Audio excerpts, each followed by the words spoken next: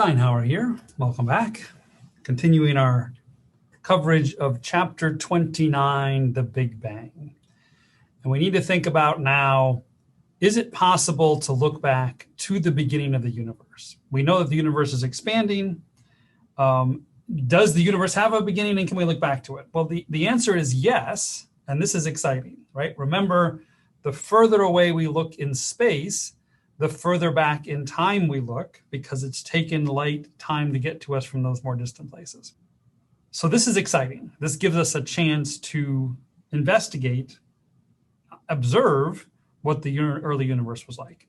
We can't go all the way back to t=0, but we can go pretty far back. So let's ask the question, what was the universe like in the beginning? Well, if you remember from high school chemistry or physics class, there are some principles here that we can learn from.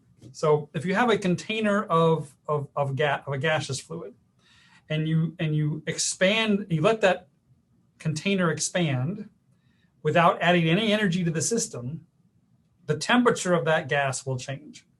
And specifically, as you make the container bigger, that gas has to get colder.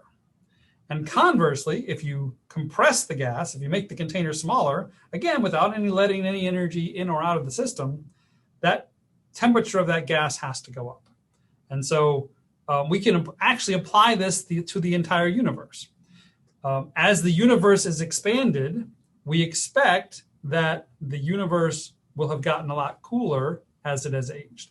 And conversely, as we go back in time and think about the early universe, we've taken the entire volume of the universe and made it much smaller, and no energy has gotten in or out, we don't think, then the temperature must have been much higher in the past. So it was two things. It was hot and it was dense. This is where the phrase, the Big Bang, comes from. The universe began in a very hot, dense state. It is not to be confused with an actual explosion where matter starts in one place and then flies through space. The entire universe was hot and dense, and it has just been expanding over time. The density has gone down and the temperature has cooled off over time. Now, when this theory was first put forward and people started to realize this, there were serious astronomers who did not like this idea at all. And this is a very important story in the history of science and in the history of cosmology itself, because this represents a paradigm shift in the way people thought about the universe. Remember, when we were talking about Einstein, we said that at the time, the prevailing theory was that the universe was infinitely old and that it had always been around and it always looked about the same. These discoveries, specifically the expansion of the universe, flies right in the face of that, right? This implies that the universe had a beginning. And this made a lot of us scientists very uncomfortable. And so it takes a while, and it takes people time to adjust to new ideas, even if those ideas are supported by evidence. And that's okay. Paradigm shifts should be hard. You should need a lot of convincing evidence if you're going to convince people that their complete notions of something are wrong. And that's how it works in science.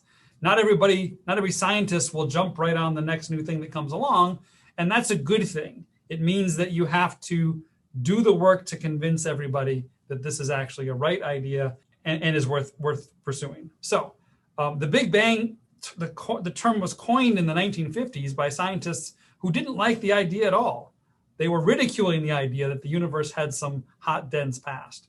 And so very smart people in the 1950s came up with some very crazy ideas to try to save the idea that the universe is infinitely old. And one of the ideas that they came up with was the steady state universe. So in the top, we got two diagrams here. The top one is the evolutionary theory. This is what seems to be implied by the Big Bang. You've got 7 galaxies here, and as the universe expands, those galaxies get farther apart, and the matter density in the universe decreases over time. Well, the steady state theory says, well, yes, the universe is expanding. That has to be. We've seen it. We've seen that it's the case. But let's say 2 galaxies expand apart. Well, if they get a certain distance apart, the theory was, and this was a serious theory put forward by actual astronomers, that new matter is created in the void that was created by these two galaxies separating. And a new galaxy will just form where the old one was. And so even though the universe is expanding, and we can see that, the density of the universe isn't really changing because we keep adding more mass to the universe. And so the number of galaxies in a given volume in the universe always stays the same, and you have basically a steady state. This is a universe that can be infinitely old. You can rewind the clock as long as you want, and in the rewind, you're just taking those galaxies away, and the scene can never end. This was a serious theory put forward by serious astronomers to explain the Hubble law, that the universe is expanding, but save an infinite universe.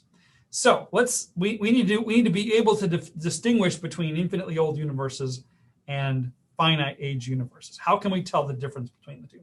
Well, again, the Big Bang Theory predicts that the universe in its beginning was very hot and very dense. How hot and dense? As hot and dense as you want to go, going all the way back. So hot and dense, in fact, that there should come a point as we go back in time and further in time when we should be able to tell that the universe was really hot. So let's think about what we see now when we look back to the beginning of the universe.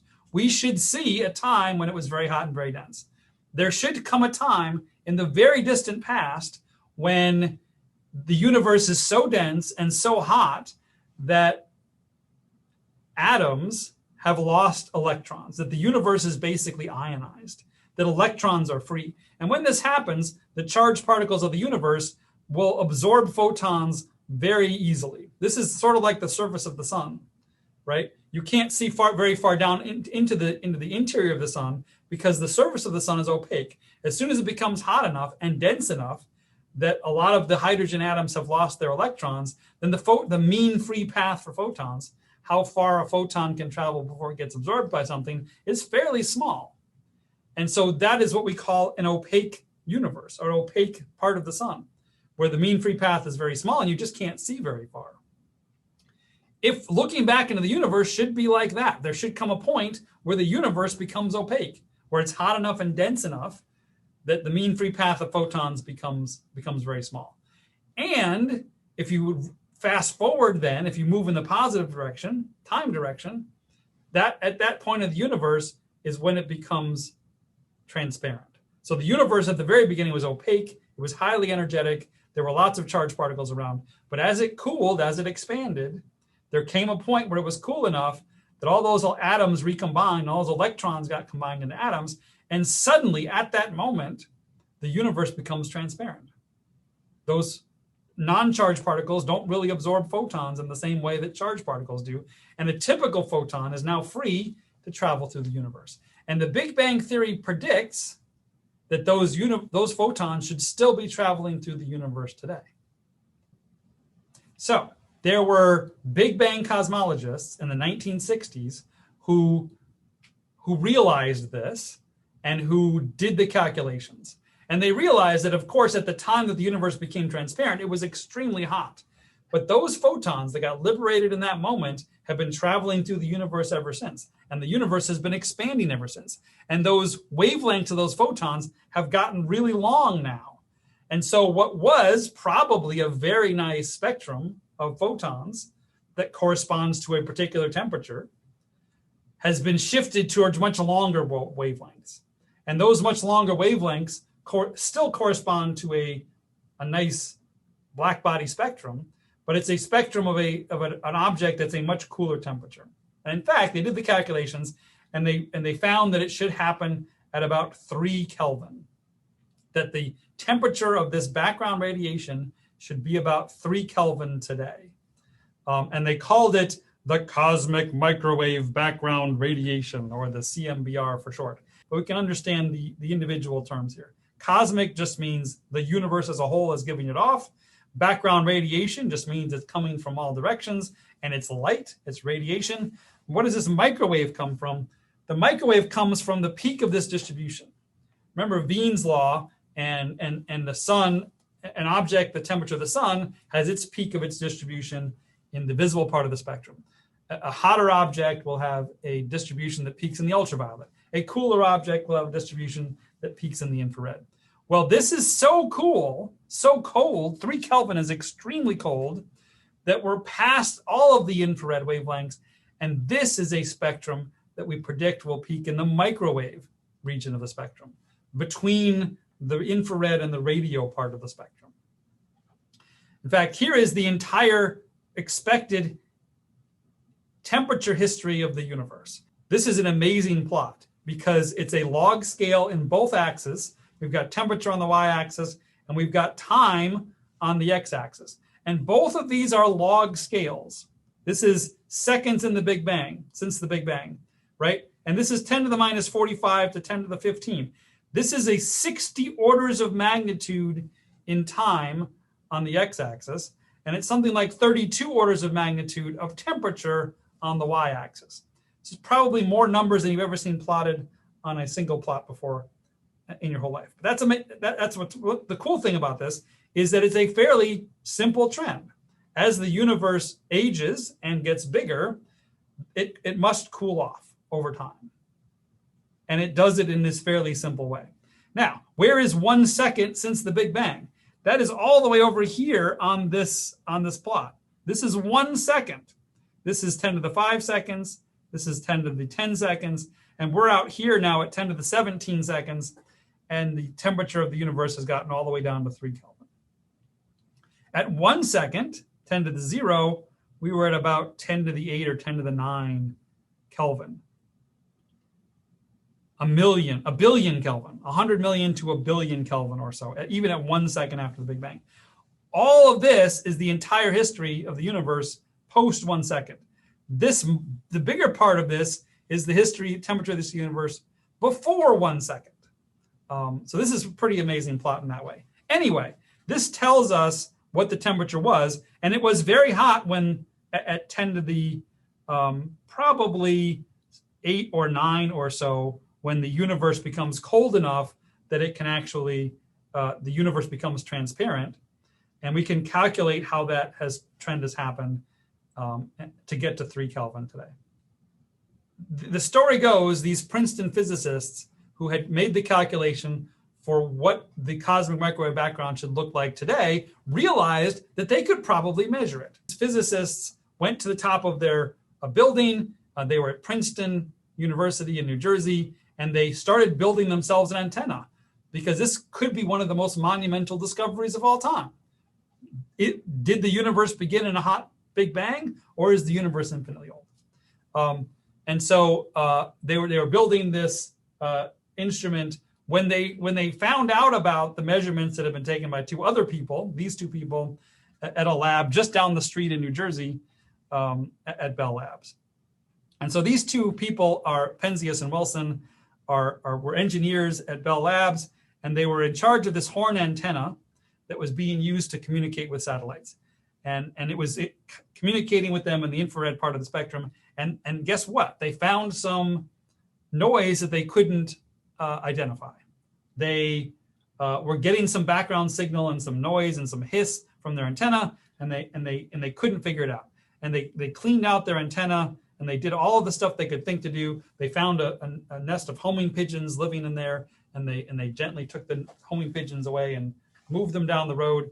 And then they were homing pigeons, so they came back and built a nest again, and they had to be dealt with again. Anyway, they spent a lot of time trying to scrub their antenna to make sure it was nice and pristine, and nothing that they did seemed to help this signal. Now, they get wind of this down the road at Princeton. They come and look at their data, and lo and behold, these two people who hadn't even been intending to had in fact discovered the primordial background radiation.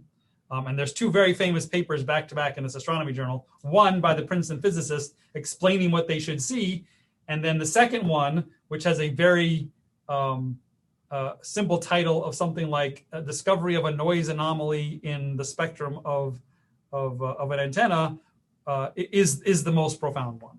And these two people who wrote that paper won the Nobel Prize for Physics for their discovery in shortly after 1965. So sometimes you just have to be in the right place at the right time, doing the right things to win the Nobel Prize in Physics.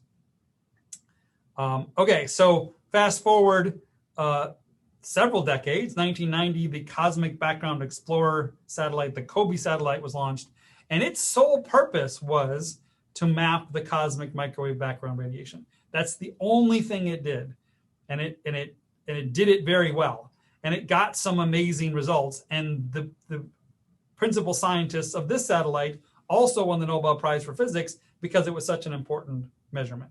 And this is the measurement that they made. This is the spectrum of the cosmic microwave background radiation, meaning its relative intensity as a function of wavelength. And now we're talking about wavelengths in the millimeters, not the nanometers. This is borderline radio wave kinds of things. And this is the data that they got. These red dots are the data points themselves. And the uncertainties, the error bars on those data points, are much smaller than the data points themselves. And this line that we fit through it is a black body spectrum, what we expect of a perfect radiator that has a temperature of 2.7 Kelvin. And it fits the data perfectly. We have never measured experimentally a more perfect radiator than the cosmic microwave background radiation. So there it is. We've discovered the cosmic microwave background radiation. This is the smoking gun. This is the proof that the universe had a hot and dense beginning. If the universe were infinitely old, we would not see this signal coming from the universe in all directions. Okay, so that's two major pieces of evidence of the Big Bang. We'll come back in the next video and talk about a third observational pillar of the Big Bang coming up in the next video. See you then.